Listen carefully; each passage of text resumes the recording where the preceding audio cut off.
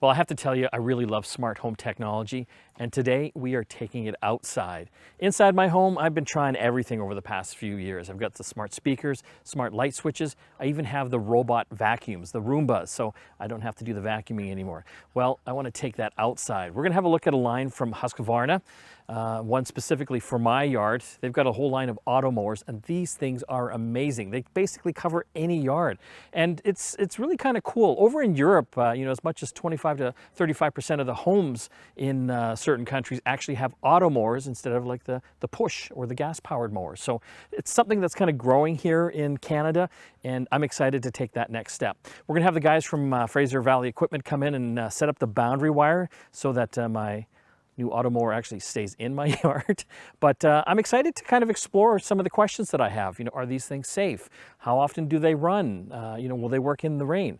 Well, we're going to answer all of those, and I'm excited to take that next step into the next chapter of my life, taking it easy on my patio while the Automower does all the mowing for me.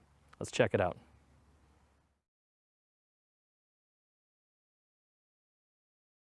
Well, I'm pretty excited. The day has come for my robot mower to be installed, the Husqvarna. So there's two components. You got to obviously have the mower, but you have to have the wire installed in your yard. I've got John here from Fraser Valley Equipment. Thanks for coming out and doing this. No problem. Nice day. So we actually have to lay a boundary wire around the entire yard. Correct, yeah. So the mower itself runs on a wire that basically goes around your yard, tells it not to go outside that boundary. So there's a couple different things. You have a boundary wire that goes all the way around, or perimeter wire, and you have a guide wire. The guide wire is the one that kind of goes through the middle of your yard, sections it off, allows it to send the signal strength across your yard and allow it to get back a little bit quicker when it wants to charge. So question with the wire, how deep does it go? So there's two ways to install the Automower. One is to put the wire on the surface of the ground. You staple it down with these little tent pegs that basically will bury themselves within a couple weeks. The other way that we prefer to do, because there's a lot cleaner installation, is use a cable layer. It lays the wire about 3 inches below the surface of the ground. That's what we're looking at here, right? Correct, yeah.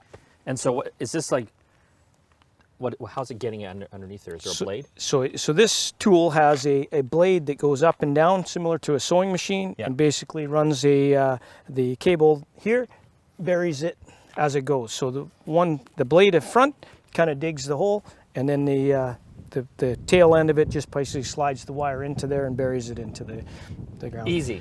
As you go over it, basically folds the soil back over a little bit, so it kind of, you see a small line which is gone within a day or two. So I got some questions here. So I've got an interesting yard. Obviously got my backyard, my front yard. I've got these boulevards out here as well. Yep. And so what we've done here now, you're running wire across the sidewalk. Correct. So we're going to take your zone and basically move it over into the promenade here by burying the wire in the expansion cracks of the sidewalk. We'll cover them up over.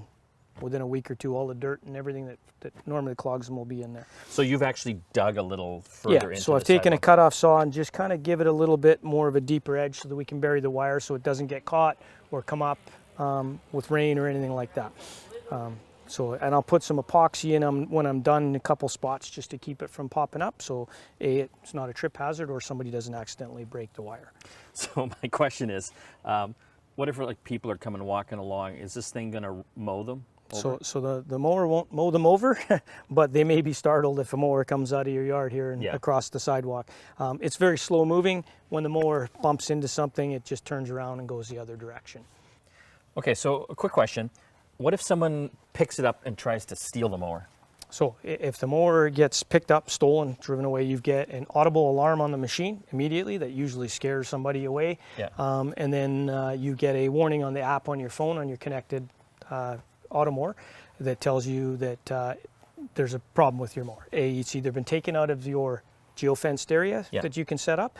B, it's flipped over, picked up, whatever. You can. It'll tell you that warning right away. So you're able to navigate through that.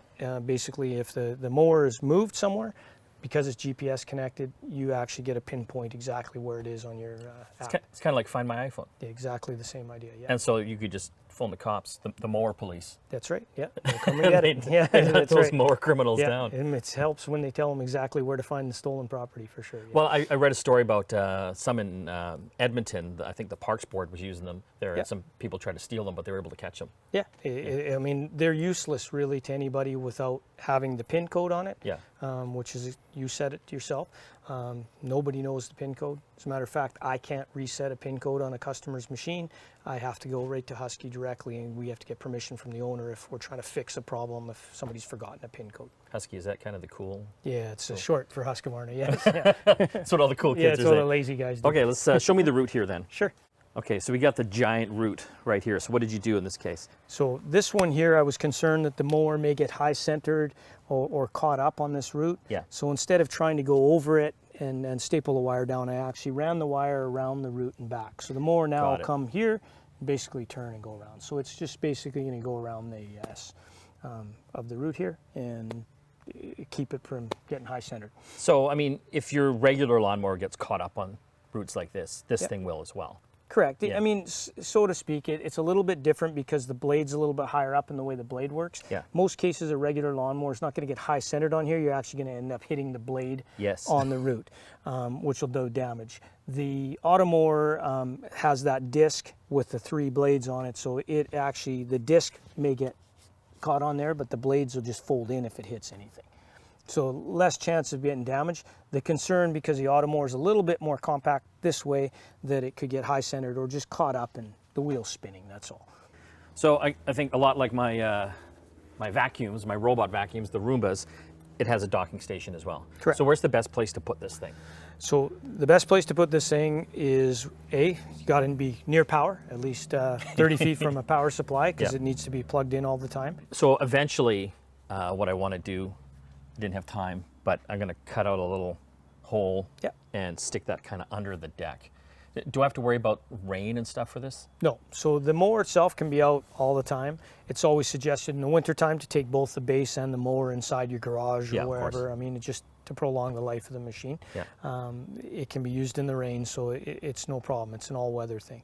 Husqvarna does sell a cover, if you will, for the unit. Okay. So it's almost like a little doghouse that's covered over, and they have some in different colors and things like that. Okay. But as far as going under your deck, that's fine. There's lots of people who do that. Some people have built their own little doghouse for it to go into. Yeah. Yeah, as long as the mower can easily get in and out, no problem at all.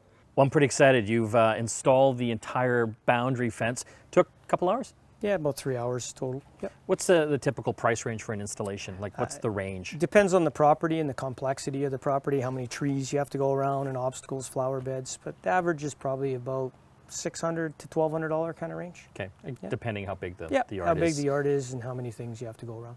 Well, let's look at the app here. So right now, it shows that it is mowing, Correct. and I can pause it, That's right.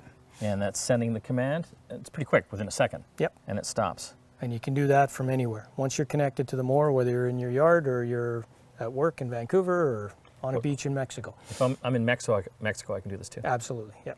Oh, the kids You'll will get- love that. Okay, so I've got it paused right now. If I hit park, that'll take it back to the docking Correct, station yep. to charge. So in the menu here as well, we've got the dashboard. There's also the map. That must be Google Earth. Yeah, I believe so. And it basically gives you a That's symbol of amazing. where it is in your yard, within a few feet anyway. That is crazy. Okay, so I'm going to go back out again. So we got some smart home features here. I can park it with a Google Calendar event. I guess if I had like a birthday party going on, I Yep. could put that in the calendar. Absolutely. Don't And mow while the kids are running around. Yep. Because it's safe, but you don't want kids jumping on it. And Yep, correct. Yeah, stuff. and that's one thing that if somebody sits on it or whatever, it'll stop. Same as if it's tipped over. yeah. Yeah, it's got the bump sensors all in it. It's not that heavy, actually. I mean, it's got some heft to it, but it's Yeah, not like... most of the weight of the mower really is the battery that's inside there.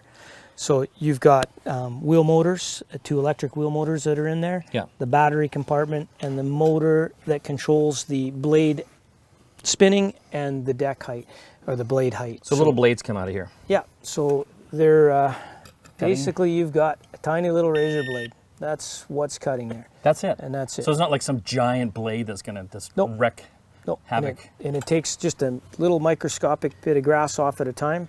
These are on a flail type of setup, so they'll Centrifugal force takes them out. If they come in contact with something, they just fold in to prevent doing damage to anything. How long do they last? It depends on your grass and the amount of cedar stuff that's fallen in there. Yeah. They probably should change the blades on a fairly regular basis, once a month, something like that. Blades are they're pretty cheap. Yeah. The mower itself comes with the blades on it and 3 extra sets. Okay. So it pretty well lasts once the a month? season. Yeah. Once a month you can do. You can check them. The blades are reversible because they obviously turn one direction. You can flip the blade over and get a little bit longer life on it. Got it. And the battery, like how long does that last? So we've got mowers that are out there that are about 10 years old. Yeah. The battery itself, I haven't had one fail yet. Oh, really? Yeah. 10 years old. Yeah. So you're not going to be changing the battery on this thing all the No, time?